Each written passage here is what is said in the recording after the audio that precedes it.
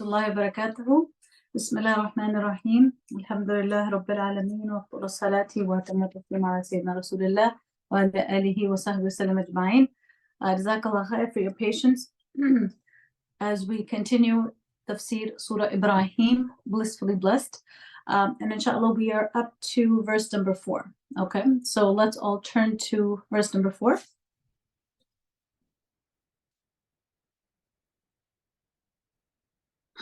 Wa and ma, not arsalna, we sent, min from Rasul, a messenger, illa, except, bilisan, ba, with, lisan, tongue, meaning language, qawmihi, his people, his qawm, liyubayyina, lam, in order to, yubayyina, make clear, lahum, for them, فَيُضِلُّ, so يُضِلُّ, cause to go astray or allowed to go astray. Allah allows to go astray man, whomsoever, yasha, from sha'a, which means he willed, yasha'u, present tense, he wills, wa, and yahdi, he guides, man, whomsoever, yasha, he wills, wa, and huwa,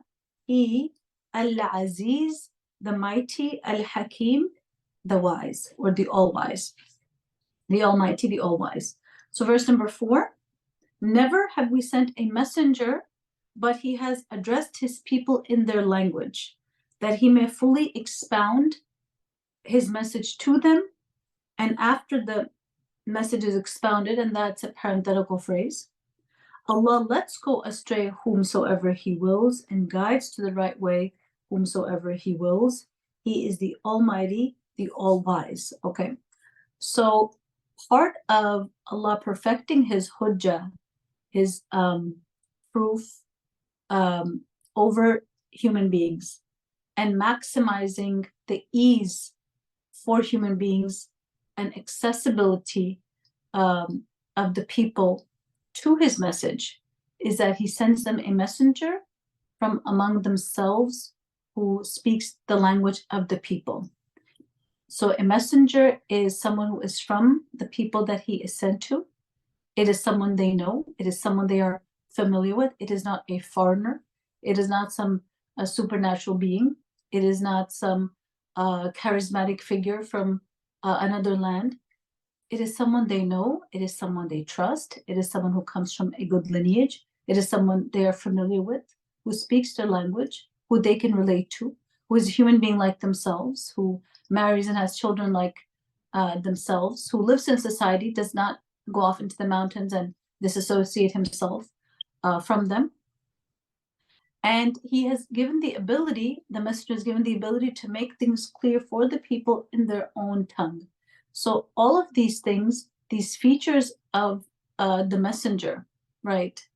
SubhanAllah, the specific markers Allah has in choosing messengers are all a manifestation of Allah's mercy and his maximizing the accessibility of the message to the people to whom that messenger is sent, making it easy and something they can relate to. Now, if you look at the example of a parent, right? A parent addressing two of her children, wanting to teach them a better way to do something, a way better than what they are doing, right? So let's say two children of one parent do something in a specific way, and then the parent observes this and comes along and says, well, let me tell you a better way to do this same thing that you are doing. And one of the two children does not even listen to the instructions that the parent has to give and just says, no, I don't want to listen. I want to keep doing what I have been doing the way I have been doing it. I just want to keep my way. This child just shuts off her ears. Will this child be able to develop any understanding of the better way, of the better method, of the more experienced, effective way of her parent? She will never be able to do that. She will go astray in that sense because she shut her eyes and ears to even being exposed to and processing and internalizing, even considering a better way than what she was upon, right? And the other child pays full attention to the parent and understands the directions because she's listening attentively, and she recognizes the maqam, the experience, the wisdom, the knowledge of the parent, knows that that is greater than her own. And she trusts the parent and therefore knows whatever instruction comes from them is going to be effective, is going to be beneficial because of the one that it is coming from. And so whenever this second child, returns to her parents again for more instructions, for further clarification, for more inspiration, it's only going to increase the child in their understanding, in their ability, in their effectiveness, in their productivity, and so on. Now, keeping that example in mind, وَلِلَّهِ الْمَثَلُ الْأَعْلَى, and for Allah is the best of examples and the greatest of examples. Look at the next part of that verse, keeping that example in mind. فَيُضِلُّ اللَّهُ مَن يَشَاءُ وَيَهْدِي مَن يَشَاءُ وَهُوَ الْعَزِيزُ الْحَكِيمُ. Okay. So after Allah sends the messenger in the language of the people, and with all the features we mentioned in terms of accessibility to him, being able to relate to him, being familiar with him, knowing him to be trustworthy, someone who has never lied in the case of the Rasul, all messengers are like that, right? So, subhanAllah, there's going to be two types of reactions, right? Similar to these two types of children. One is going to be heedless to the message and shut their ears and turn away, and the other is going to listen and ponder and consider and internalize. So who is going to go astray and who is going to become guided? So realize that this allowance to become misguided is not Allah forcing misguidance on anyone, is not because Allah predetermined misguidance for this individual and therefore they have no option except to become misguided. Okay, we have to have a very clear understanding of these verses of the Quran. They come up over and over again, and many people have questions about this verse, that what does it mean to that Allah misguide? So Allah doesn't misguide in the sense that he forces misguidance, because then there would be no purpose in sending the guidance in the first place if your only share from it was going to be misguidance that was predetermined and therefore thrust upon you. There would be no point of sending guidance, there would be no point of free will. So we need to think clearly and understand that Allah allows the result to come about according to your response to the revelation. And if you shut your ears, then Allah will not force you to believe if you don't want to. Then you will be allowed to go astray. So this is what it means, right? Allah lets go astray, right? That's how they translate it. Let's go astray. Yeah, you're allowed to. You're allowed to experience or undergo or follow the consequence of the choice that you have made. And so as for the individual that adopts, who opts to take on the guidance, internalize it, process it, consider it, value it, appreciate it, wants to act upon it, then Allah will increase their guidance. This person is going to come back and back for more, will be interested in revelation, will be looking at the example of the Prophet sallallahu alaihi wasallam, will want to know what Allah wants from me so that I may please this Lord that has spoken to me. And I know he wants only the best for me, and that his way, his revelation guides me to my eternal home, Darus Salam, right? The abode of peace.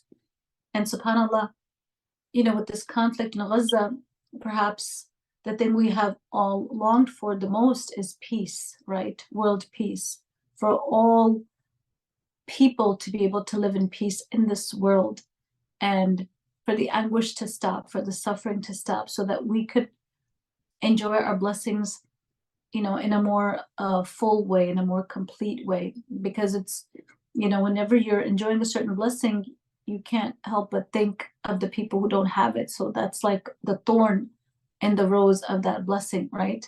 That keeps pricking into you, even as you're looking at the beauty of the rose you hold in your hand, and you can smell its fragrance, and it adorns your home, and it's something beautiful, and you love it, and you appreciate it, and you're grateful to it. But it the part of the ummah that is bleeding, it's like those thorns on the rose that, you know, continue to prick away at us, you know, even in that blessing. So, and then I realized here we are, you know, longing for world peace, but Allah has described the hereafter, the akhirah, Jannah. That is Darus Salam. That is the abode of peace. That is the abode of peace, where there will be perfect tranquility, place of perfection that we'll ask Allah subhanahu wa ta'ala to guide us to. And those who respond properly, interact properly with the Quran and its verses, are interested in knowing how Allah wants me to live, they are the ones who are guided to this message. They are the ones who will be increased in guidance. وَهُوَ الْعَزِيزُ الْحَكِيمُ, and He is the Almighty, the All-Wise. So Tafsir mentions, as Allah is all-powerful, no one is able to, by oneself, to get guidance or to go astray.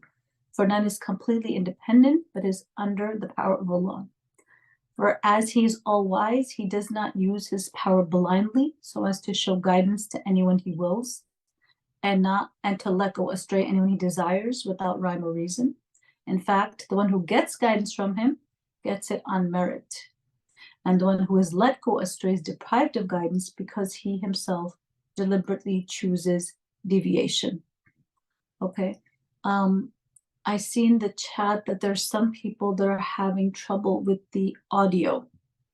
Can I get 3 responses that you can hear me? Okay, Iman says she can hear me. Can I get 2 more responses? Anisa, yes. 1 more yes, and then we'll continue, inshallah. And those who cannot, okay. So we got 3 positives, more than 3 positives, jazakallah khair. So whoever is having trouble with the audio, if you could log out of Zoom and come back in, that usually helps. So inshallah khair.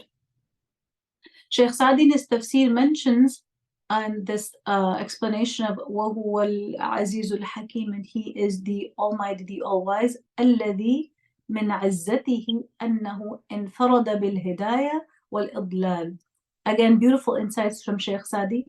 He says that it is from Allah's, you know, this sifa, this quality of being al-Aziz, is that He is the only one who is in charge of guidance and going, you know, letting people go astray. Only this is His domain alone. وَالتَّقْلِيبَ الْقُلُوبِ إِلَى مَا شَاءَ, and He alone is in charge of turning the hearts as He wills. وَمِنْ حِكْمَتِهِ أَنَّهُ لَا يَضَعُ هِدَايَتَهُ وَلَا إِضْلَالَهُ إِلَّا بِالْمَحَلِّ اللَّائِقِ بِهِ. And it is from His wisdom that He does not place guidance or misguidance except in the place that is deserving of those things. Subhanallah. And Ibn Kathir mentions about this quality of Al-Aziz, He's the Almighty. Yani whatever He wills occurs, and whatever He does not will never occur, including guidance, including misguidance. So this is another important point to understand, that if someone is guided, it is by Allah's will, and if someone is misguided, it is by Allah's will, in the sense that He allowed it to happen, because nothing can happen without the permission of Allah in His universe. So even shaitan is allowed to operate because Allah willed for him to operate, in the sense that He allowed him to operate. Okay, so we need to not confuse Allah's will with Allah's pleasure. Allah willed Iblis to do what he does, but He is not pleased with it. So the fact that Allah wills something does not mean He is pleased with it. This is a very important point to internalize. And Ibn Kathir mentions about Al-Hakim, the all-wise, and He is all-wise in His decisions, misleading those who deserve to be misled and guiding those who deserve guidance. So realize nothing is random about Allah subhanahu wa ta'ala, neither in His creation, nor in His revelation, nor in His judgment, and what He allows to occur in this universe. And he continues, and this is from Allah's wisdom with His creation. Every prophet He sent to a people spoke their language, And every one of these prophets were only sent to their people. Muhammad sallallahu alaihi wasallam, of course, was sent to all humankind, right? This is one of the things that is a distinction of the Rasul sallallahu alaihi wasallam, who was given certain distinctions that only he received, sallallahu alaihi wasallam, to the exclusion of other messengers who were all sent to their people. But the Rasul sallallahu alaihi wasallam, being the last prophet, the last messenger, is sent to all of humankind.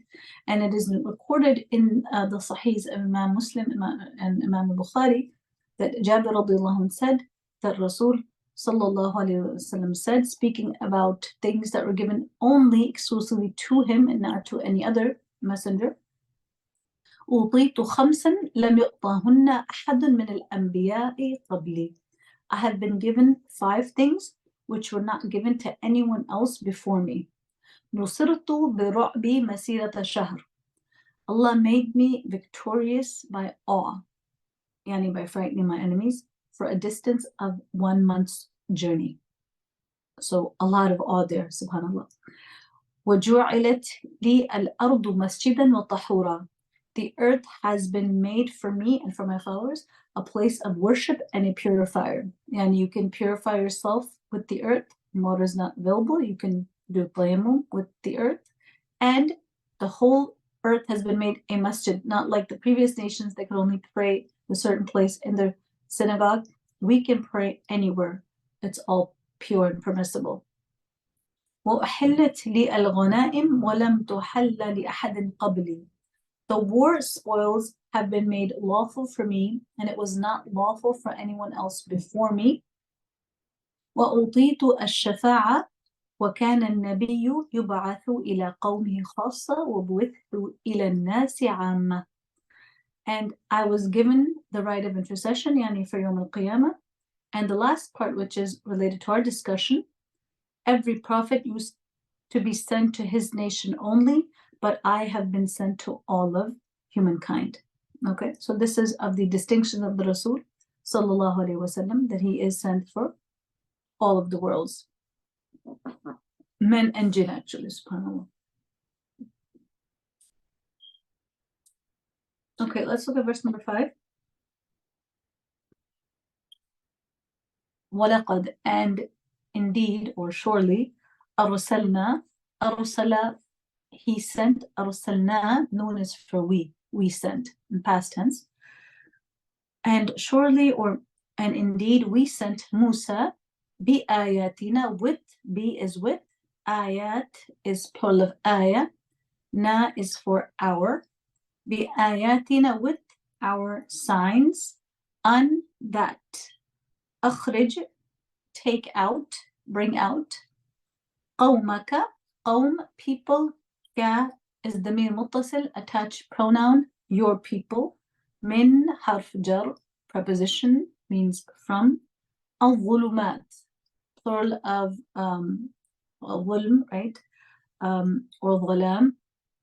I would have to actually check which one it is, but it means darknesses, ila, to, an-nur, the light, وَذَكِّرْهُمْ, and remind them. So this is in the amr form, the command form. بِأَيَّامِ اللَّهِ, be with ayyam, plural of yawm, Allah, with the days of Allah, literally.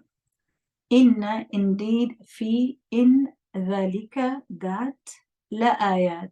Lam is for ta'keed, yani for emphasis, surely signs. Okay, ayat again, plural of ayat. Surely signs. Li kulli, li, for, there's a preposition here, it's not for tawkid, it's a preposition. For kulli, each, sabbar, extremely patient, shakur, extremely grateful one. Verse number 5. We indeed sent Moses with our signs, saying, lead your people out of all kinds of darkness into light, and admonish them by narrating to them anecdotes from the days of Allah. Verily, in it there are great signs for everyone who is patient and give thanks. Okay, verse 5. So here begins the discourse where Allah subhanahu wa ta'ala relates how he sent Musa with his signs And Mujahid in the Tafsir mentions that this part of the ayah refers to the 9 miracles that were given to Musa alayhi salam. Those are the signs. And again, he sent Musa with those signs to the people for the same purpose for which he has sent you, Muhammad sallallahu alaihi wasallam, yani to take people out of darkness to light. Okay, so this is the purpose of revelation. It's not to make our lives difficult. It's not to make our lives complex. Rather, it is to enlighten them, to become a source of light. We refer to the European Enlightenment and the kinds of darknesses that led to, for the majority of humanity, that were the target of the subsequent oppression and colonization and imperialism and so on and so forth. Allah subhanahu wa ta'ala seeks to rescue us and humanity from those things and from our own dark potential. And that can't happen through a program or regimen or philosophy that human beings could come up with. Because if we could, we would have by 2024. But this has been one of the most bloodiest eras of human history, where we've gotten extremely good at killing each other and tormenting and terrorizing each other. This is an ability that unfortunately we have perfected to something beyond anything before us in history. So no, we cannot come up with this light, with the path of enlightenment on our own. Rather, we need revelation. Okay. And our state, as a species, is testament to that fact. This is the purpose of revelation, to take us out of multiple darknesses to light and to remind them of the days of Allah. Now, what does this mean, the days of Allah? What are the days of Allah? So the word ayam technically means memorable historical events. So not just, days in the general sense that we understand it to be, but in the technical sense, referring to memorable days, right? Memorable historical events, important events. So Ayyamullah here, bi Ayyamillah here, with the days of Allah, would really mean divine history, okay? All those eventful chapters of human history, which mention the rewards and punishments that were meted out to the great personalities and nations according to their deeds in the past ages, okay? You will find this in the Tafhim explanation. And indeed, in this, in the days of Allah, in these things are signs for one who is patient, but not just patient, but extremely patient, because sabar is in the superlative form. So it's not sabir, which would mean a patient person, but sabar, extremely patient, right? Like you have Ghaffar, right? Allah is a Ghaffar. He's not just Ghafir, which he is as well, forgiving, but he's also Ghaffar, right? Extremely forgiving. Shakur, not just Shakir or grateful, but Shakur, again, Sighat al-Mubalagha, it is the exaggerated form, the superlative form. Exaggerated form is actually more accurate. Extremely, extremely grateful, right? So what this means is that the more patient you are above the normal level of patience, the more grateful you are beyond the normal level of gratitude, that makes you privy to Allah's signs in a way that you can benefit from them more. It gives you more insight, and it gives you greater ability to benefit from those signs, right? The more we develop these qualities of patience and gratitude to superlative degrees, so our ability to benefit from Allah's signs, Allah's days, etc., also augments to a superlative degree. Okay. And that he mentions these signs referred to, again, to reiterate, those historical events are signs in this sense that their proper and intelligent study provides proofs of the fact that there is only one God, and that the law of retribution is universal and is based absolutely on the differentiation between knowledge and moral practice of truth and falsehood. Okay, yani, in simple words, certain results or destinies are meted out to nations depending on how they've reacted to truth or whether they clung onto falsehood. Okay, that's basically what it's saying. And it continues that this law also requires another world for its due fulfillment. If you ponder the signs, and this is what our whole journey to the Quran series is all about, right? The more we ponder the signs of Allah, the more we think about His verses. Like in the beginning of Surah Ar-Ra'd, we had talked about how the creation of Allah subhanahu wa ta'ala in itself is a proof for resurrection and the day of judgment, specifically the accountability, right?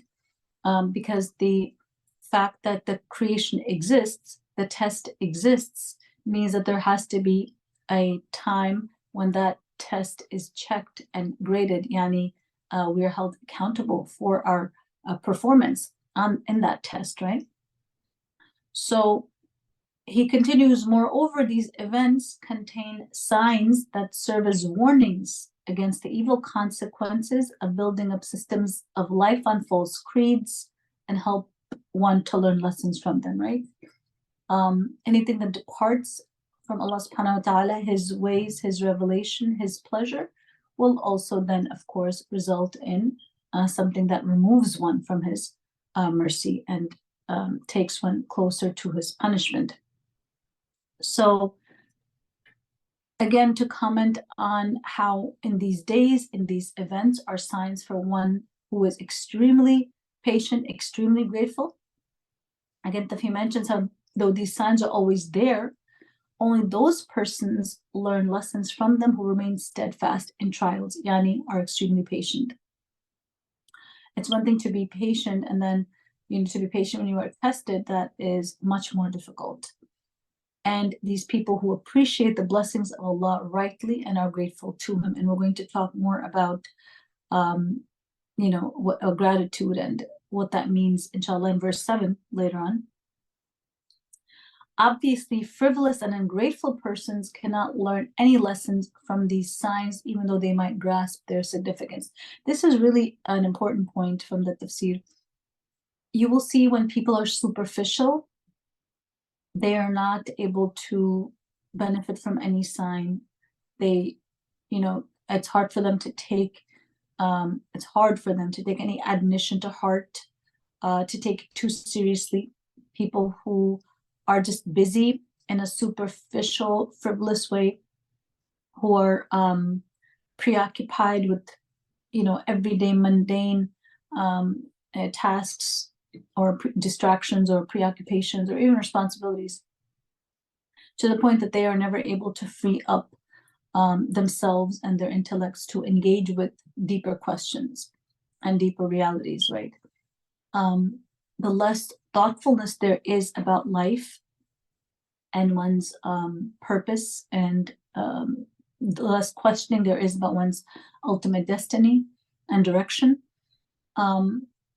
the more frivolity there is, the less benefit there is, thus able you are to grasp and benefit from the signs of Allah subhanahu wa ta'ala, even though they're all around us, or to benefit from their revelation, even though it is accessible to everyone, especially in today's times.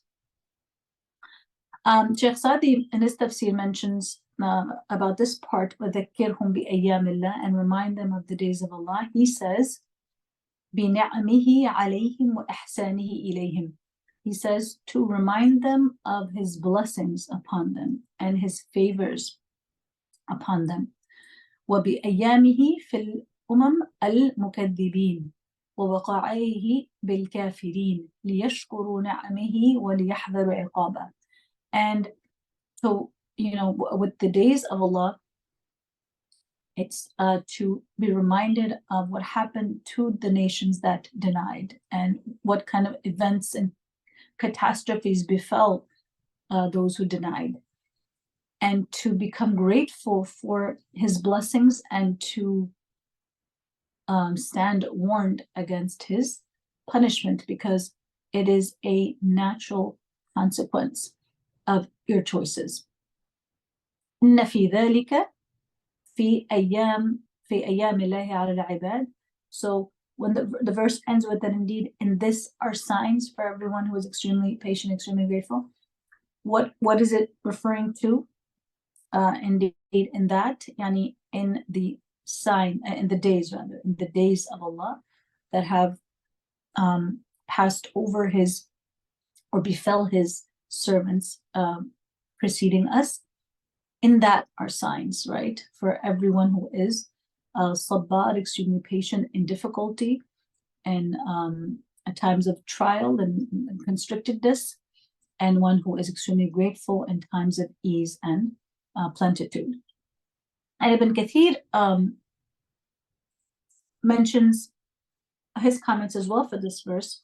وَلَقَدْ أَرْسَلْنَا مُوسَى بِآيَاتِنَا أَنْ أَخْرِجْ قَوْمَكَ, to bring out your people. He's been commanded to bring out your people from darkness into light.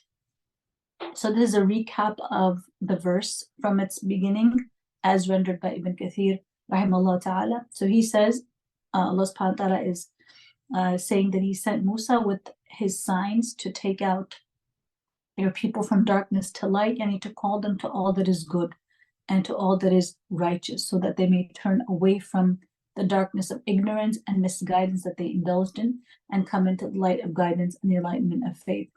So again, it's like that, like the example of those two children. When one has been doing something a certain way for so many years, they think it's the only way and it gets the job done. And there's, they don't even think about doing things differently. But then, the parent comes and tries to show them a better way and to, guide them literally and to that which is better than what they're upon. Realize that what comes from Allah subhanahu wa ta'ala is always better. We cannot, process or undertake anything or perform anything on our own in a way that would be better than Allah's guidance, right? So this is how we need to approach every thing we undertake in our lives, every endeavor. We have to look at the Islamic guidance on the issue. We can't just start something, get into something, initiate something, whether it is marriage or a business or a contract or a relationship, whatever it is. We can't just start it, like the Imam was mentioning today, and then midway think, oh, is this halal? Is this okay? Am I doing this the right way? The time he's reminding us is to ask yourself at the beginning, because whatever Allah's guidance is on the matter, it will be better and more beneficial and more, it will have a better result and more barakah than whatever way you think you can pull off or adopt, right? وَذَكِّرْهُمْ بِأَيَّامِ اللَّهِ. Again, Ibn Kathir continues commenting on this verse, and he says about the part, and remind them of the days of Allah, yani remind them, O Musa, of Allah's days, meaning his favors and bounties which he bestowed upon them when he delivered them from the grip of Fir'aun. So here we see the meaning of the days of Allah as that historic, those historical events, along with the blessings, because it was a huge blessing, the way Allah subhanahu wa ta'ala on the day that he delivered Bani Israel from Fir'aun, from the injustice of Fir'aun, from his tyranny. It was an incredible day, and it was filled with miracles, and it was filled with blessings, right? When he delivered them from their enemy, made a passage for them through the sea, subhanAllah, shaded them with clouds, sent them manna wa salwa, and so many other bounties, so on and so forth. And he, Ibn Kathir quotes the Mufassirin, the great Mufassirin Mujahid and Qatada, and several others, that they were the ones who actually said that, what we mentioned. And inna fi dhalika la ayatin li kulli sabarin shakur. Truly therein are ayat for every patient, thankful person. Allah says, our delivering of our loyal supporters from Bani Israel, from the grasp of Fir'aun, and saving them from the disgraceful torment provides a lesson to draw from for those who are patient in the face of affliction and thankful in times of prosperity. So again, the same point that we made earlier, the more of these qualities we cultivate within ourselves, Allah has made a direct relationship between the honing of these qualities, the increasing of these qualities, along with the ability to benefit from his signs and to appreciate his blessings. And Qatada mentions, excellent is the servant who, if he is tested, he observes patience, and if he is granted prosperity, he is thankful for it. I know the famous hadith from the Sahih that the Rasul Sallallahu Alaihi Wasallam said about the affair of the believer, how it is all good, right? Inna amra al-mu'min kullahu ajab. Verily, all of the matter of the believer is amazing. لا يقض الله له قضاء إلا كان خيرا له. For every decision that Allah decrees for him is good for him. إن أصابته ضراء صبر. If an affliction strikes him, he is patient. فكان خيرا له. And this is good for him. وإن أصابته سراء شكر فكان خيرا له. And if a bounty is given to him, he is thankful, and this is good for him. So subhanAllah, it's all good, right? That's a common expression, but for the believer, it's quite applicable and true. It's all good, like really. And from here, we can, from this verse, we can inspire ourselves to set a goal for Ramadan, right? To not just be patient, not just to be sabir, but to be sabbar, right? To be extremely patient. And not just to be shakir, but to be shakur, right? Extremely grateful. And this really is the theme that comes up over and over again in the surah. The mention of Allah's blessings and the ability to be grateful. Allah's bounties and, the quality of shukr. And this is why we're calling this surah Tafsir blissfully blessed, because this is a theme you'll see over and over again coming up, right? So let's make that our Ramadan challenge, along with the last one that we gave each other. Let's try to outdo each other in patience. Let's try to outdo each other in gratitude. And we really can't compete with each other because we don't know the levels of gratitude and patience of others, right? It's something you would only know through close contact with someone. And even then, may not be privy to it fully.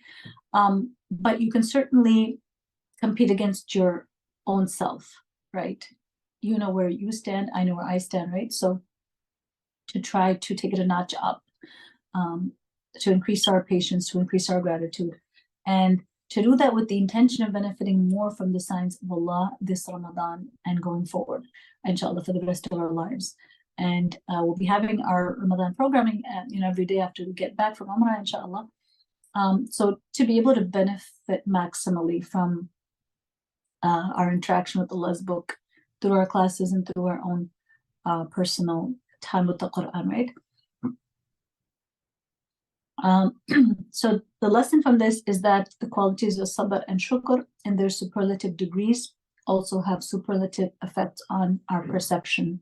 They grant us greater perception. They allow us to see what others miss in the same thing, right? And since they're sabbar, extremely patient, they can tolerate for Allah's sake what others cannot tolerate, and so naturally would qualify for a higher reward. And since they are shakur, extremely grateful, they also enjoy their blessings more. And this really is the secret to enjoying life. If you want to enjoy your life, and we all want to enjoy our life, right? Alhamdulillah. It's really to enjoy your blessings. It's not to miss the ones you don't have, but it's to enjoy the ones you do. And one of the quotes that I love is, gratitude is wanting what you already have. That's so powerful. It's so empowering. It's so beautiful. It's such a beautiful way to live. It's such a joyful way to live. The more grateful you are for the blessings you do have, which you cannot count, the more joy you're going to have in your life, because you constantly see the cup half full, right? There's no emptiness. There's only an experience of prosperity and gratitude, which gives us more and more. So these individuals know the secret formula for attracting a greater share of Allah's blessings. It's how we, just like how we respond to Allah's revelation determines our level of guidance. Similarly, the way we interact with Allah's blessings it's proportional to the amount of joy we're going to have in our life and what that is going to mean for future blessings, okay, which we're going to inshallah get into next. And hence blissfully blessed, right? And we should feel blessed and blissful on account of Allah's ni'am upon us, so that we can channel that bliss into striving for and seeking Allah subhanahu wa ta'ala. It's very hard to strive for Allah or to seek Allah subhanahu wa ta'ala if you don't have a joy about it, right? So blessings fuel joy, which then powerfully fuel the struggle and the striving and the seeking of Allah subhanahu wa ta'ala in all that we do, right? So it really changes your personality when you have these qualities of sabr and of shukr, as we are mentioning. Okay, so verse number 6, let's look at verse 6.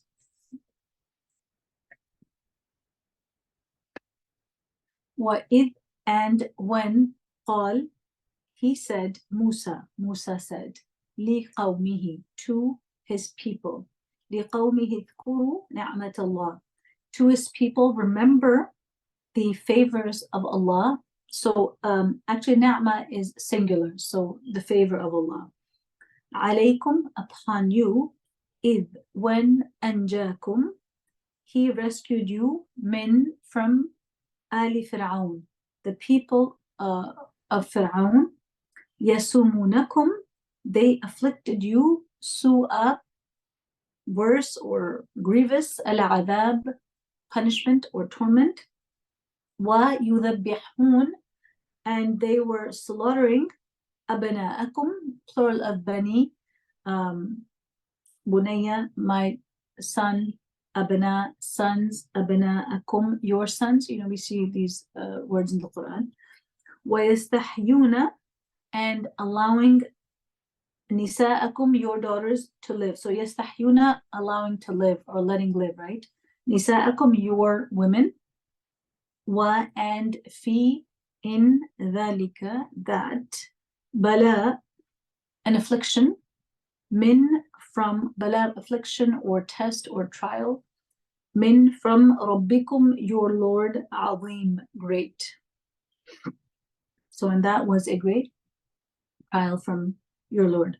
Okay, let's look at verse 6. And call to mind when Moses said to his people, remember Allah's favor upon you, when he delivered you from Pharaoh's people, who afflicted you with the grievous chastisement, slaughtering your sons while letting your women live. In it there was a terrible trial from your Lord. Okay, so here again we have the mention of Allah's favors, right? Allah subhanahu wa ta'ala wants Musa alayhi salam to remind his people of the Ayyamillah. In the previous verse we saw that, right? To remind them of those things so that, you know, they can benefit from those lessons. And here is an instruction to remind the people again, for Musa to remind his people again about Allah's blessings upon them. And what greater blessing than to have rescued them from the torment that Fir'aun used to afflict upon them.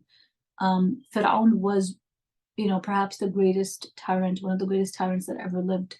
Apart from his, you know, super torture methods and brutality, he used to consider himself God, right?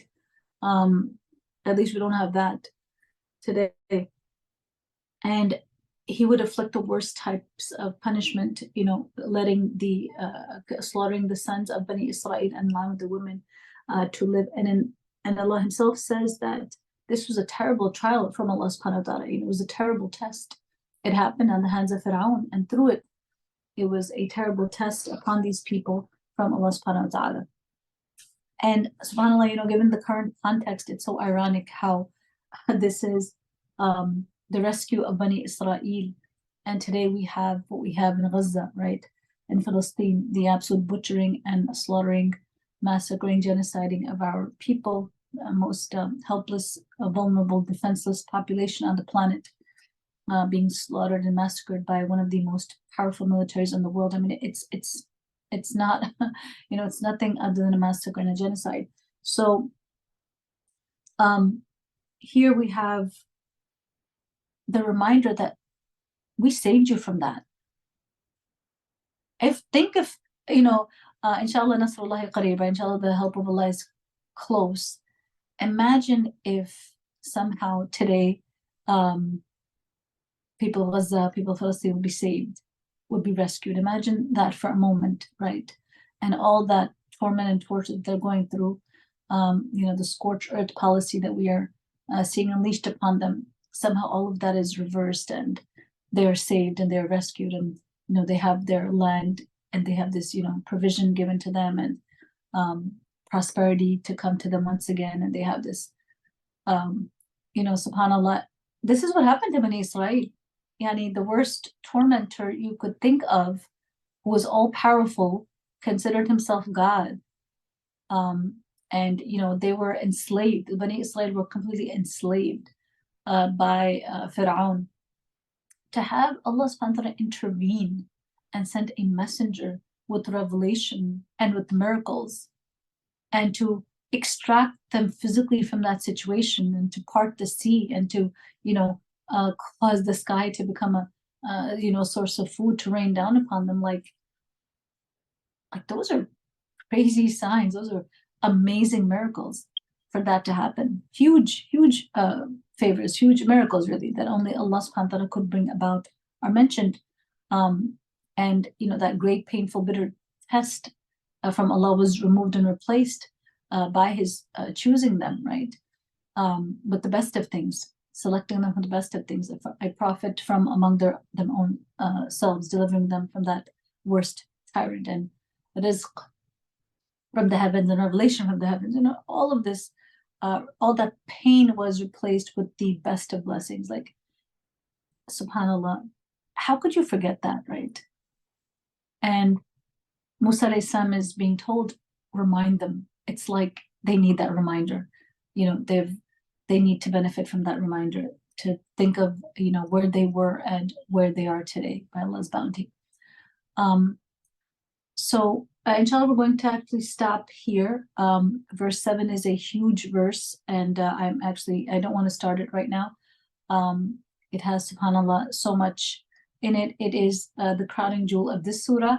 I think, just like we had that crowning jewel in Surah Ra'ad, this one, I believe, verse 7 is going to be the crowning jewel of this surah. So I don't want to start it today. It's okay if we end a little bit early, about 5 minutes. I want to make the announcement that next week we will not have class. I have a pressing commitment that I have to attend to, inshallah. So we won't have class next Wednesday, which is the 28th. There will be no class, but we'll have class, inshallah, the following week, Wednesday, March 6th. And after that, we'll get into Ramadan, and we'll start back, inshallah, March 20th in Ramadan, okay? So with that, inshallah, we conclude. We do have a few minutes. If there are any questions or comments, I can hang around for 5 minutes and take those, inshallah. But formally, we conclude with our class for today. And again, no class next Wednesday. We'll continue the following Wednesday, which will be March 6th, inshallah. Subhanaka wa bihamdika la ilaha illa anta nastaghfiruka wa natubu ilayk.